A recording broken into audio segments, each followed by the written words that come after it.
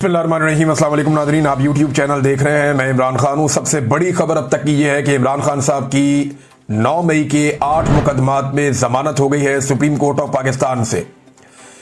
इससे पहले इमरान खान साहब पे सैकड़ों मुकदमात थे, एक एक करके उनके मुकदमात खत्म होते चले गए। बहुत सारे खत्म हो गए, बहुत सारों में उनकी जमानत कन्फर्म हो गई, बहुत सारी सजाएं उनकी मुअत्तल हो गई। और उसके बाद अब इमरान खान साहब पे जो है वो 9 मुकदमात बाकी थे। 9 में से 8 मुकदमात फारिग हो गए हैं। अब इमरान खान साहब पे सिर्फ एक मुकदमा बाकी है, जिसकी वजह से वो अडियाला जेल में मौजूद है। वैसे मुकदमात की वजह से तो इमरान खान साहब अडियाला जेल में नहीं है।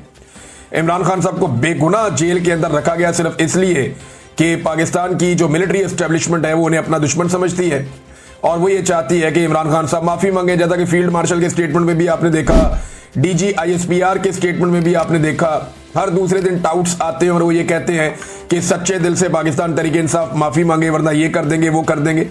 तो ये एक पुरानी कहानी है जो चल रही है। एक बात तो साबित हो गई इस फैसले से कि 2 साल तक इमरान खान साहब को 9 मई के 8 केसेस में नाहक कैद रखा गया है। ये जो 9 मई के 8 केसेस में इमरान खान साहब को 2 साल तक जेल के अंदर रखा गया, ये नाहक कैद रखा गया है। ये बात आज सुप्रीम कोर्ट ऑफ पाकिस्तान से साबित हो गई और यह भी साबित हो गई कि पाकिस्तान की अदालतों ने एक आले के तौर पे काम किया। एस्टेब्लिशमेंट का वो हथियार बनी और इस हथियार ने पाकिस्तान तहरीक इंसाफ को कुचलने में अपना पूरा किरदार अदा किया। अब चाहे ये लोअर जुडिशरी है, चाहे ये हाई कोर्ट्स हैं, ये सारा मामला आपके सामने है। ये अदालत ने फैसला दिया क्यों? देखें, अब हर तरफ जजेस कंट्रोल कर दिए गए हैं। सुप्रीम कोर्ट ऑफ पाकिस्तान में एक कंप्रोमाइज्ड किस्म के जजेस को पहुंचाया गया है, लेकिन मामला यह भी है ना कि जजेस पे भी दबाव होता है। एक दिन पहले 2 मुअज़्ज़िज़ जज साहिबान ने खत भी लिखा कि जनाब गलत तरीके से अदालत चल रही है, नाइंसाफी हो रही है, कानून और आइन के मुताबिक सुप्रीम कोर्ट ऑफ पाकिस्तान को चलना चाहिए। उन्होंने निशानदेही की। वकला का दबाव बढ़ता चला जा रहा है, जजेस के अंदर से दबाव बढ़ता चला जा रहा है। ये जब सारी चीजें होती हैं और उसके ऊपर सुहेल वड़ाइस साहब आर्मी चीफ की ख्वाहिश लाके छाप देते हैं कि जनाब इमरान खान इसलिए तो जेल के अंदर बंद नहीं है कि उसने जुर्म किए हुए, वो तो जेल में इसलिए बंद है कि वो आसिम मुनीर साहब से माफी नहीं मांग रहा या वो सच्चे दिल से माफी नहीं मांग रहा। अगर वो सच्चे दिल से माफी मांग ले तो मामला आगे बढ़ सकता है। तो सुहेल वड़ाइस साहब की तहरीरों पर तहरीरें आना शुरू हो जाती हैं। यूरोप के दौरे के ऊपर हैं भाई, आप सैर करें, लेकिन वहां पर भी ड्यूटी इतनी सख्त है कि वहां से वो तहरीरें लिख लिख के दे रहे थे ख्वाहिशात को जो है वो अमली जामा पहनाने के लिए। और ख्वाहिशात किसकी है? मिलिट्री एस्टेब्लिशमेंट की है। फील्ड मार्शल से उनकी मुलाकात होती है। ये सारी चीजें मिलकर अदलिया के ऊपर एक बहुत प्रेशर बना गई थी और अदलिया जो है बहुत बुरी तरह एक्सपोज हो गई थी। फिर एक के बाद एक तारीख हो रही है, एक के बाद एक तारीख हो रही है। अदालत के अंदर क्या हो रहा है? अडियाला जेल में वहां पे 4थी मरतबा तारीख दे दी गई है। इमरान खान साहब का केस लगने नहीं दिया जा रहा वहां पे। ये वहां पे सूरत हाल है। सुप्रीम कोर्ट ऑफ पाकिस्तान में इसमें बार बार की तारीख दी और बिलाखिर इमरान खान साहब को बेल देना पड़ी। लेकिन इस केस में 1-2 चीजें मैं आपको बताऊं जो मैंने बात की है सहाफियों से। उन्होंने ये बताया कि जानबूझकर चीफ जस्टिस ऑफ पाकिस्तान ने बार बार ये जो केस था इसके मेरिट्स के ऊपर जाने से रोका।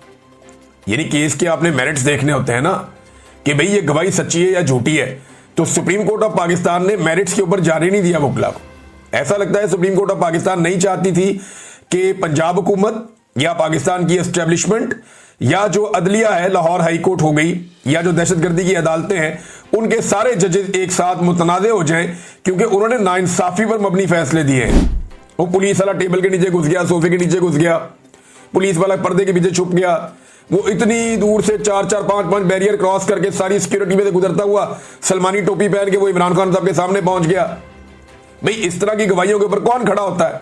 और एक शहर में गवाही कुछ और है, दूसरे में कुछ और है, तीसरे में कुछ और है। तो तहरीक इंसाफ तो तैयारी करके गई हुई थी, लेकिन चीफ जस्टिस ने इन मेरिट्स के ऊपर बातचीत नहीं होने दी। इससे पूरी की पूरी अदलिया जो है उसके कपड़े उतर जाते हैं। लेकिन अदलिया, ये इसका क्रेडिट जाता है किसको? देखिए, इसका एक तो क्रेडिट पाकिस्तान के अवाम को जाता है जिन्होंने हार नहीं मानी। 8 फरवरी 2024 के बाद से लेकर अब तक हार नहीं मानी और वो आज भी इमरान खान के साथ खड़े हैं। दूसरा, पाकिस्तान के सोशल मीडिया को भी एक क्रेडिट जाता है, लेकिन सबसे बड़ा क्रेडिट जाता है इमरान खान साहब की जो कानूनी टीम है उसे। वो टकरे मारते रहे, उन्हें पता है कंप्रोमाइज कर दिया, लेकिन उन्होंने उसमें से भी अपना काम निकाला। उन्होंने इतनी टकरे मारी कि बिलाखिर वो दरवाजा खुल गया। और इसमें बैरिस्टर सलमान सफदर जो है वो बहुत तारीफ के लायक है।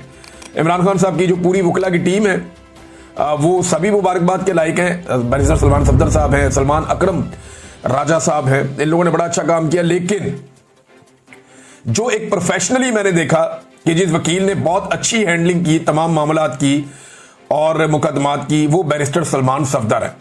कमाल उन्होंने केसेस लड़े हैं और जिन जिन लोगों ने उनको केसेस लड़ते हुए देखा, जिन सहाफियों ने भी देखा, उन्होंने बताया जी कि वो जबरदस्त किस्म की शवाहिद सामने रखते हैं, बड़ा टू दी पॉइंट आते हैं और बड़े अच्छे उन्होंने मुकदमात हैंडल किए हैं। बड़ी प्रोफेशनली उन्होंने इन मामलात को डील किया कि एक तरफ एस्टेब्लिशमेंट है, पूरा का पूरा एक इदारा इस काम पे लगा हुआ है, इंटेलिजेंस एजेंसियां इस काम पे लगी हुई हैं, अदलिया को कंप्रोमाइज कर दिया गया है, 26वीं आईनी तरमीम के बाद पूरे निजाम को जकड़ दिया गया है, लेकिन फिर भी वो लगे रहे। बिलाखिर इमरान खान साहब के अब 9 में से 1 मुकदमा बाकी रह गया।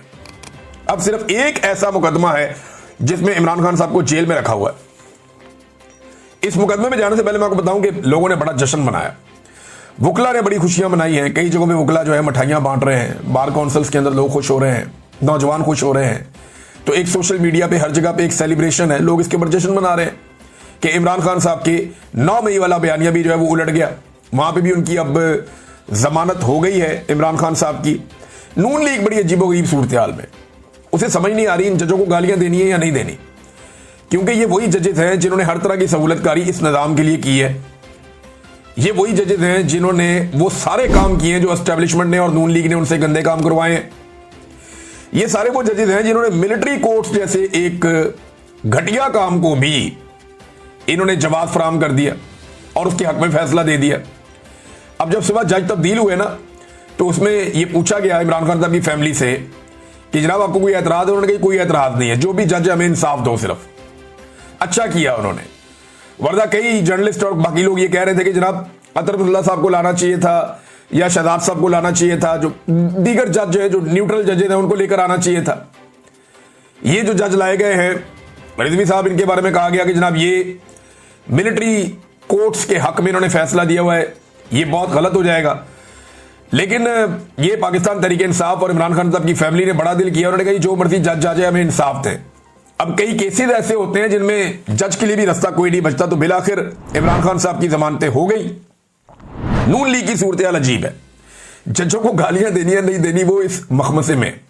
ये एस्टेब्लिशमेंट कल को अगर इनके ऊपर से हाथ उठा लेगी ना, ये एस्टेब्लिशमेंट को भी गालियां नहीं दे सकेंगे, क्योंकि जिस लेवल के इन्होंने जूते पॉलिश कर दिए इनके पास पीछे हटने का रास्ता नहीं है। और जिस लेवल पे इन्होंने इस अदलिया को उठा के रखा है, इनके पास पीछे हटने का रास्ता नहीं है। अब ये कैसे कह सकते हैं कि जनाब ये जजेस, क्योंकि ये जजेस ये लोग खुद लेकर आए हैं, तहरीक इंसाफ ने तो इनकी मुखालफत की थी, वो तो मंसूर अली शाह साहब की बात कर रहे थे। ये जजेस ये हुकूमत खुद लेकर आई है, लिहाजा इनसे तो ये गिला